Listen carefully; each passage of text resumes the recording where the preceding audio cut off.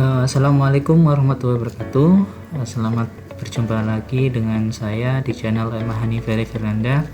Pada kesempatan kali ini saya akan melanjutkan pembahasan tentang analisis senyawa anorganik pada pemeriksaan pendahuluan uji kering bagian 2. Bagi teman-teman sekalian yang belum menyaksikan bagian pertama, silakan disaksikan di video sebelumnya. Pada bagian kedua kali ini saya akan menjelaskan beberapa pemeriksaan pendahuluan uji kering kelanjutan dari bagian pertama yang sudah kita jelaskan pada video berikutnya. Oke, sebelum saya lanjutkan, jangan lupa untuk like, share, dan subscribe channel YouTube ini supaya kita bisa berkembang bersama-sama. Baik,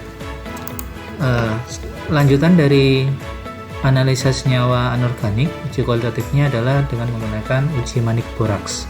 Ya, tes manik ini disebut manik boraks atau tes blister, atau bisa juga disebut mutiara boraks, ya, merupakan metode analisis yang digunakan untuk menguji keberadaan logam tertentu yang tujuannya adalah oksida logam ini nanti akan menghasilkan warna-warna yang khas ketika terkena api bunsen, mirip dengan uji nyala api, tapi ini ada menggunakan boraks, ya.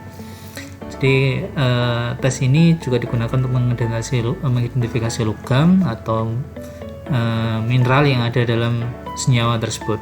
Caranya yaitu dengan dipanaskan, nanti nyala apinya akan berwarna dan didinginkan, ya, nanti akan kelihatan warnanya.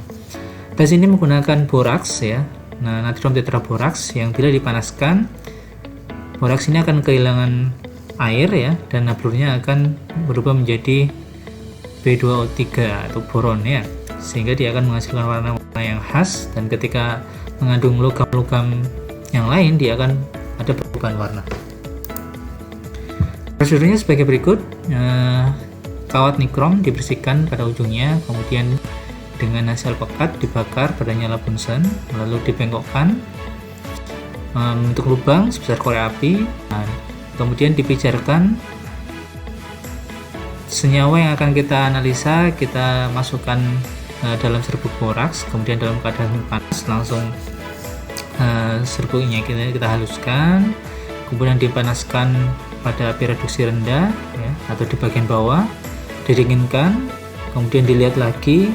Nah, ketika mulai dipanaskan nanti akan timbul warna kalau memang misalkan ada kandungan logam-logam yang seperti besi dan yang lain sebagainya.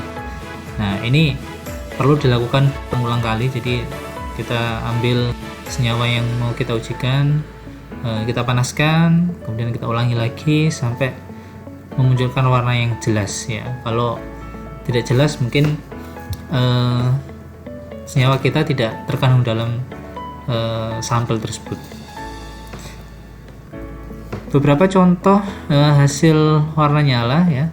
Jadi nyala oksidasi dan nyala reduksi artinya ketika dipanaskan, kalau mengandung logam Cu dia nanti akan berwarna biru. Ketika didinginkan, kalau tidak didinginkan nanti akan berwarna merah, ya, tidak tembus cahaya ketika dingin. Jadi ini beberapa contoh, ya. Jadi ada bisa logam Cu, kalau Cu tadi warnanya biru, kalau Fe coklat kekuningan, kemudian krom, mangan, dan yang lain sebagainya. Jadi dengan menggunakan senyawa boraks sebagai tambahan untuk dipanaskan dengan menggunakan bunsen akan membuat warna dari logam yang akan kita uji akan berbeda-beda. Ini salah satu contoh-contohnya.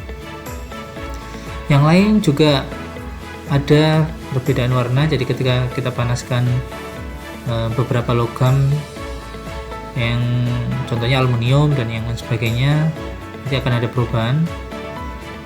Ini salah satu atau beberapa contoh logam yang mengalami perubahan. Nyala oksidasi artinya dia pada kondisi panas yang rendah, diletakkan di agak ke bawah di bunsen, kemudian kalau